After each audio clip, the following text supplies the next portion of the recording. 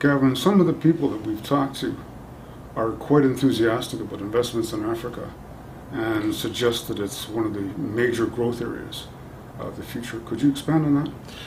Well, Africa is probably one of the first places people think of, Al, when they're talking about frontier markets. With the exception of South Africa, all of the African countries south of the Sahara count as frontier markets, and the largest would obviously be Nigeria, but you also have Kenya, Ghana, Ivory Coast, Botswana and Namibia as being amongst the major frontier markets. Africa has a very young population, and it has a population that's primarily living in the countryside, both of which are factors which lead to that very strong upsurge in GDP growth as the young population moves into the working age portion of their life, and as they move from the country to the cities.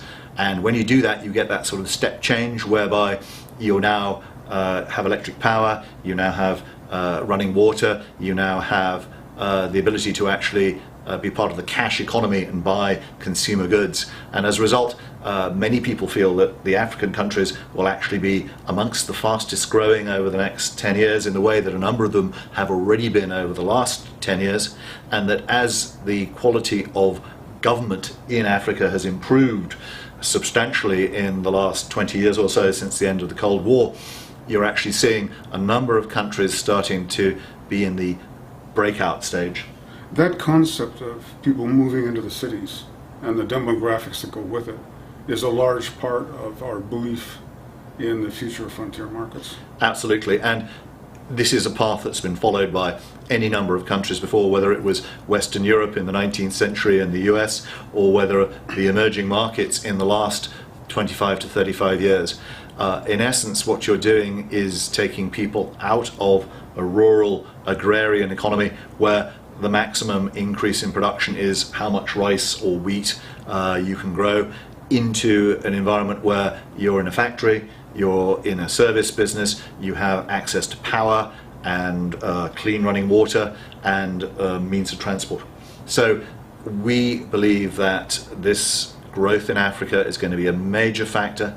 You already have a number of African companies which are listing on major stock exchanges, like, for example, some of the major Nigerian banks are listing on the London Stock Exchange, but even their own domestic stock markets are displaying very strong performance, such as Kenya, for example.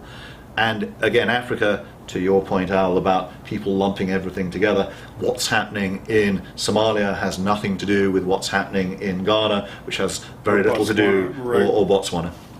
So the extension we're making is that because they're coming to the cities and buying these consumer products, that's one of the reasons why we're suggesting growth in the future.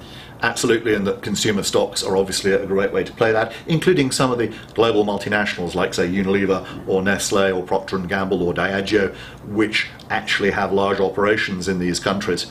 Even though they might be relatively small in the overall total, they are growing much more rapidly than the mature domestic markets in Western Europe or North America. And we're suggesting that over time, these markets will show more growth than some of the developed markets. Absolutely, in some of the developed markets, and indeed in some of the major established emerging markets which have already got to higher levels of income per head.